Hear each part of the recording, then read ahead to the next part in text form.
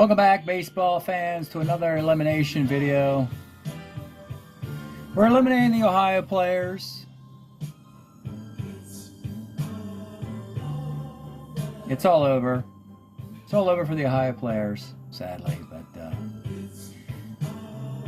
actually, what you're looking at now, folks, these are the stats from the 2024. I wanted to show you last year, the 2024 Ohio players that finished 10 and 21, had the first pick in the draft. The thing to focus on is batting average and ERA. 260 and 359. They're actually decent numbers, and you'll see that come up again. Net runs, they scored 97, gave up 139. Gene Klein's final year with a great 334 card did very well. Dreesen did well. You know, they have some nice bats in there. They always had better bats than better arms, but there's a lot of guys who struggled. George Hendrick, Bill Robinson, everyday players who struggled. Pitching staff, look at Vida Blue, just 3 and 5 with a 75 card, with a 457 ERA, a 145 whip. Lynn McLaughlin 2 and 3. Rudy May 1 and 6. He went to the All-Star game because at the All-Star game he was one of the most effective pitchers, and then he slumped terribly in the second half. 253 ERA. Tom Hall had some saves a year ago, 4 of them, with a 235 ERA. Look at Larry Demary. No runs allowed. So they were pretty happy knowing they would bring Demary and Hall back. And now let's take a look at the past season. So the average is 267, the ERA is 362. It's about the same. So where's the turnaround? They improved by 15 games. They scored 199 runs, but they gave up 206. Well, they were very fortunate. But moreover, let's just focus on the top 4 lines in the pitching category. And that is the starting pitching of this team. Vida Blue, Lynn McLaughlin, Rudy May, Doc Ellis. They combined for 13 complete games, and they all pitched fantastically. Then, after that, the next 4 guys are your bullpen, and they were terrible. But fortunately, they rode their starters as far as they could, and that got them some opportunistic wins, stole the division crown away from the Tigers, knocked them out, and fell to the White Sox. Offensively, they added Larry Lentz, who was a 238 hitter with a bunch of walks. Now he's a 336 hitter with 20 stolen bases. Bill Robinson rebounded. George Hendrick rebounded. There you go. You have 2 players who were in pronounced slumps a year ago. Suddenly they're hitting, and you start winning games again. Dave Cash at 301. Now you still have some down numbers, but they're for guys like Elrod Hendricks, Ike Brown, Orlando Cepeda, guys you don't really need that much. They're at the bottom of the lineup anyway, so yeah, they slumped, that's true. And Carlos May didn't even help out. That was a sad case. He was traded from the White Sox to Minnesota. They didn't want him in Minnesota, sent him to Ohio, and he did pretty lousy. So with that, we have to find out what's going to happen to these Ohio players. As we look first, we pull out the players of 1973, and when we look at these guys, we see some guys near the end of their line. A couple guys you want to keep. Not a lot, really, and that's sort of expected. This is a year-to-year proposition with these expansion teams. You got to hope you find some extra player cards or unprotected major leaguers. It's very hard for a team that's an expansion team, particularly the American League ones. If this was Arizona or Colorado, Las Vegas, or Portland, you'd have a better shot because one of those teams is guaranteed a playoff spot. But in the American League, Ohio, they're going to face some fierce competition from the Expos, Tigers, and Indians. So these are the guys they're going to bring back. This is a very sneaky, interesting, and not terrible Elrod Hendricks card. Okay, he's a 215 hitter. All right, fine. Go bag away. Go, Joe, you know. He's a -1 arm. He's an E2, T1 to 3. Must have given up a lot of pass balls, which made him a 4. But otherwise, he's a nice catcher here. He's got the walks. He's got power both ways. He's got homers on the left side and the right side with the walks. So, look, it's bad. But it's not that bad, and certainly he's good enough to at least earn a platoon spot.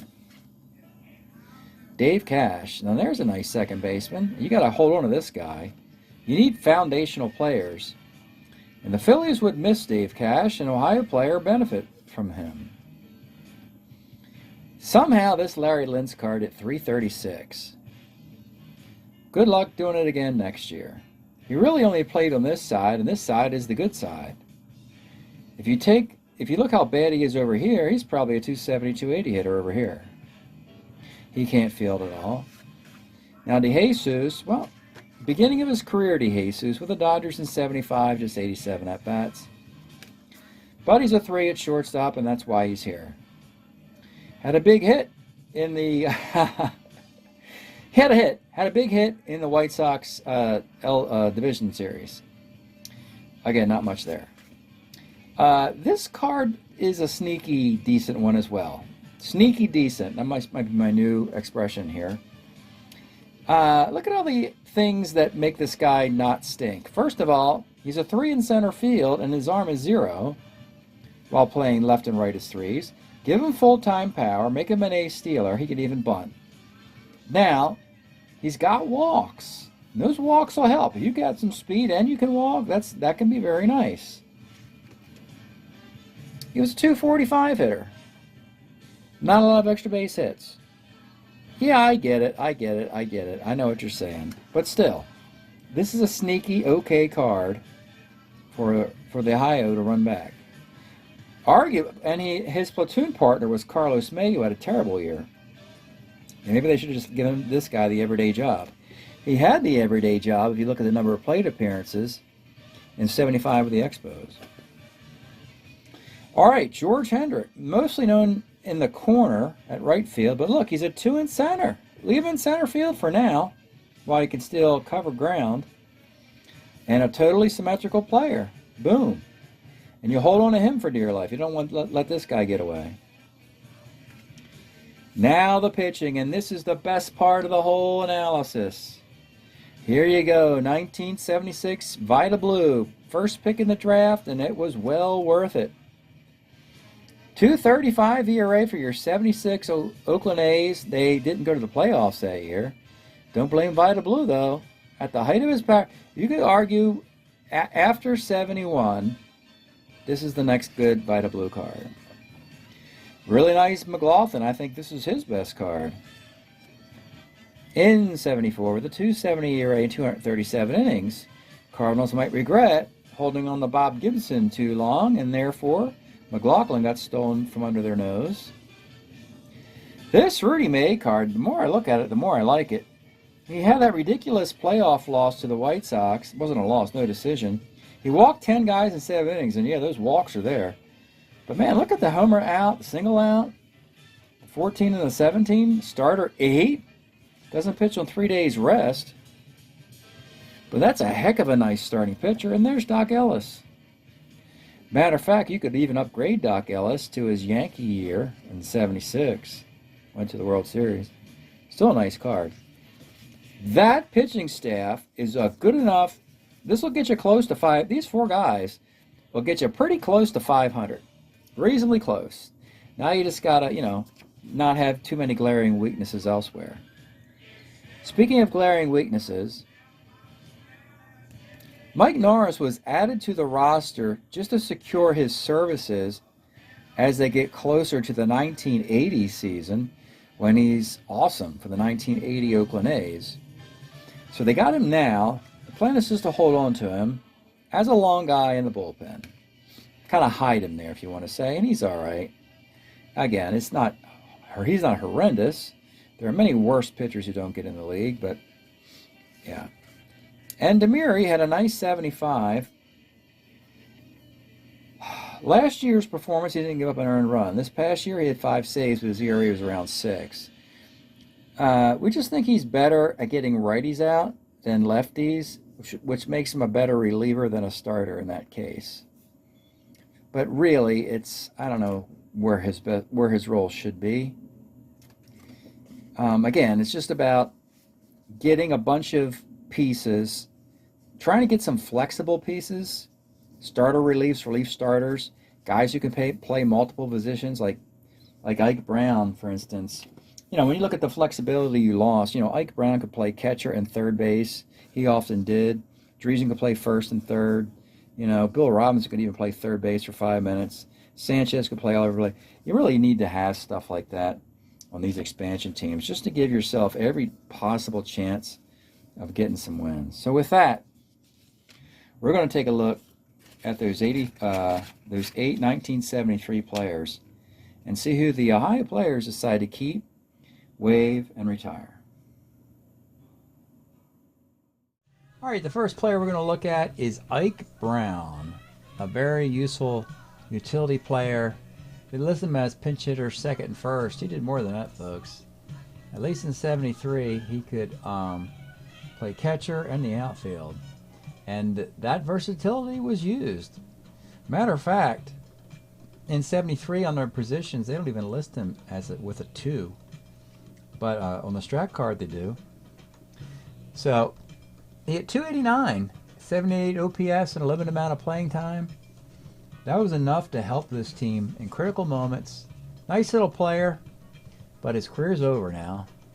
All with the Tigers. It's all come to the end here. As 74 just gets a couple at bats, they won't make a Strat card for him. So with that, we have to retire him.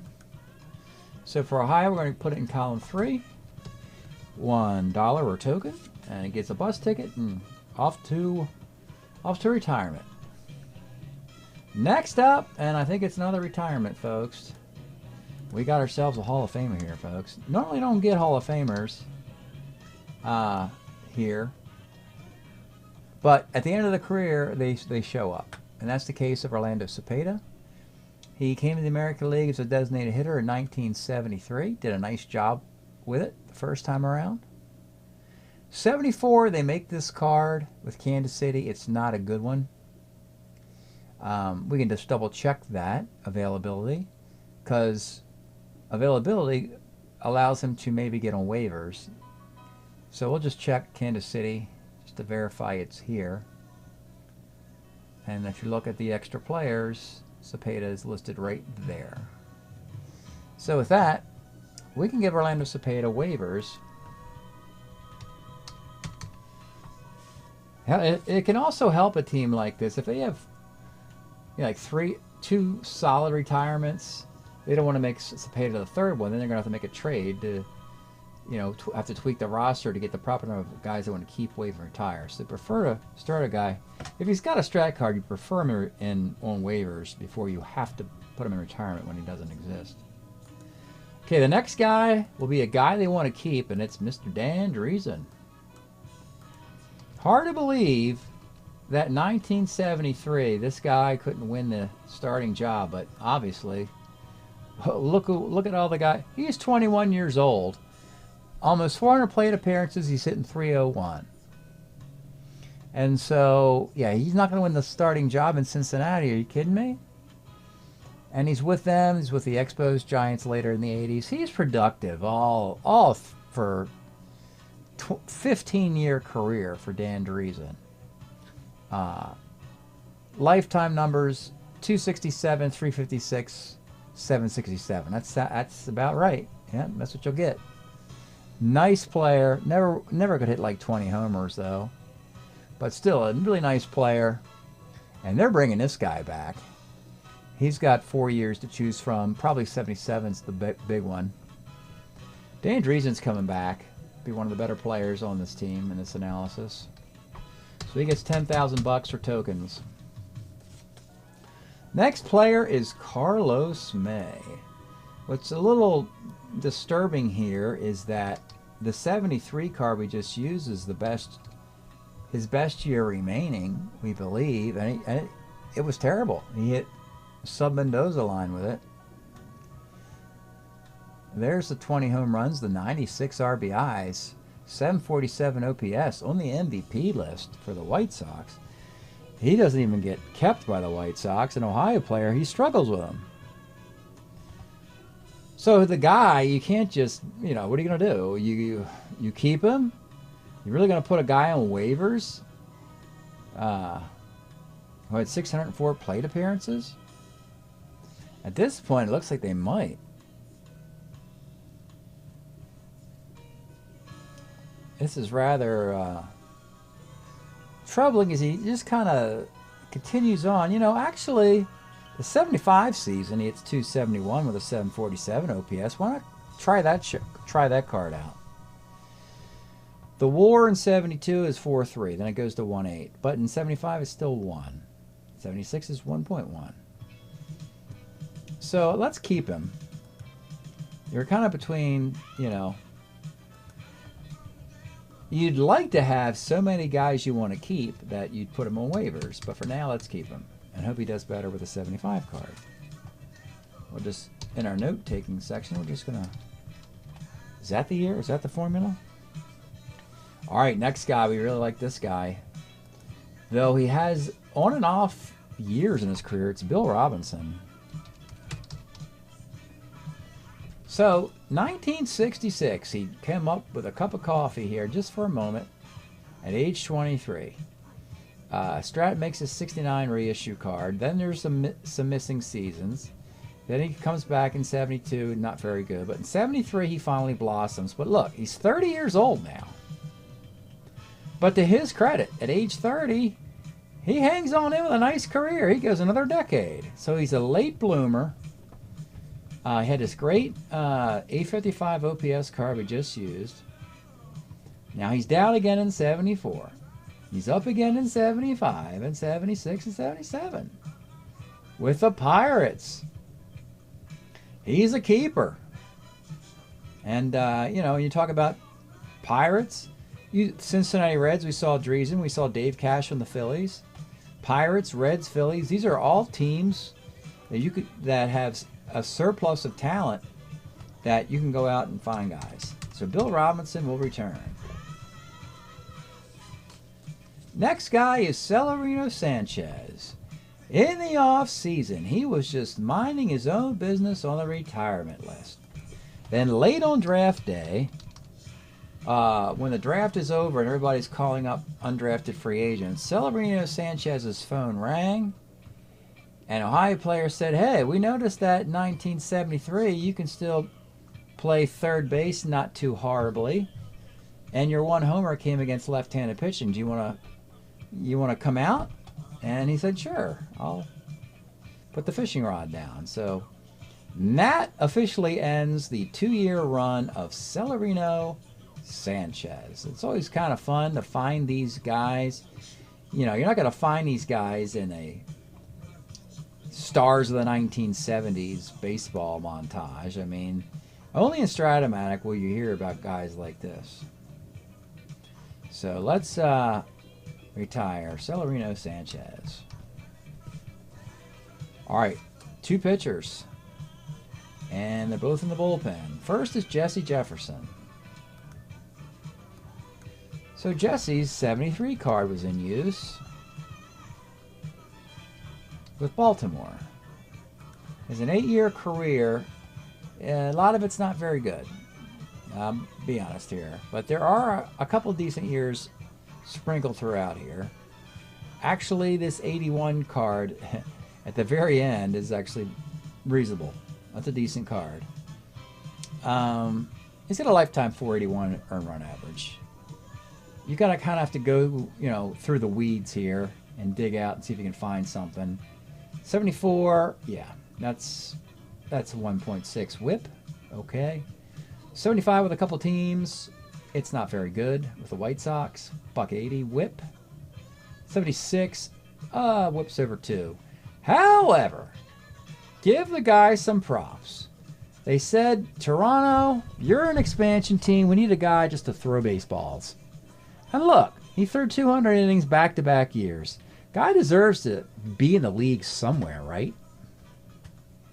Problem is, it's not the best fit here. And the reason it's not the best fit is that this team likes their rotation already. I mean, you'd really be committing yourself to a 4-year contract for a pitcher who's 9-17 with a 4.31 ERA and a 1.41 WHIP. I mean, that's sort of the definition of how to lose at Strat-O-Matic. Now, I understand this is a fictional team and they are expected to lose at Strat-O-Matic, but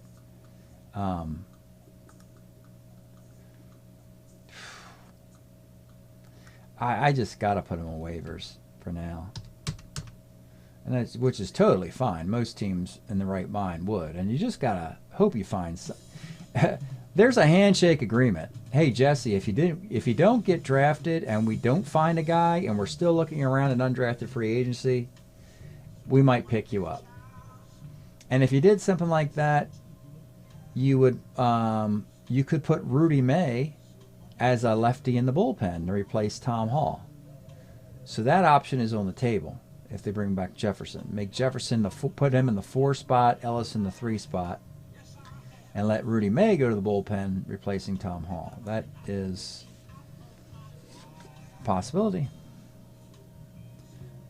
Next up, and the last guy, is Tom Hall. So his great year was 72. What a fun pitcher this guy was. Still pitches through 77, though I don't think they make him cards every year. Yeah, he come blazing on the scene with the Twins. Look at that. 70 was a great year. 71 not so much. 72 he goes to the Big Red Machine, helps them get to the World Series. 10-1 with a 2.61 ERA. He was the lefty in the pen. They had Bourbon and Clay Carroll and so forth, but Tom Hall from the left side. Then the card we just had, he starts to show some cracks.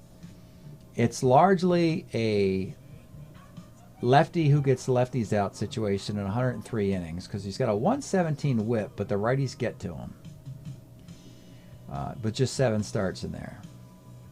So in 74, now he's kind of normal, but he throws left-handed. We can see if Cincinnati made his card, so he gets waivers. In 75, he's with a couple teams. Similar performance. 76, he's with a couple teams. A worse performance. And 77, he's out of the game. So that's the future here. Let's just see if we can give him waivers first with the Red Machine. Cincinnati. Yeah, they make his card. All right. Well, here's the thing. They make Jefferson and Hall's card. Now, having a third lefty under contract is a good gig, really. Blue, May, and Hall. If Hall is kind of bumped up into a setup spot, and Demiri's also bumped up, Jefferson's gone, and they get a better closer, that is one way to do this scenario. If you want to keep Tom Hall. Again, this is way too early in the draft process. This is just the first blush at this. For now, let's just keep him. If you just keep Tom Hall now, Ohio is sitting at the perfect requisite keeper waive retire. 4-2-2. Boom. They comport. Would they be happy if they weren't able to make any trades in the off season? They'd be bringing back Dan Driesen, Carlos May, who he's got a similar card and could be in a platoon with Pepe Mangual.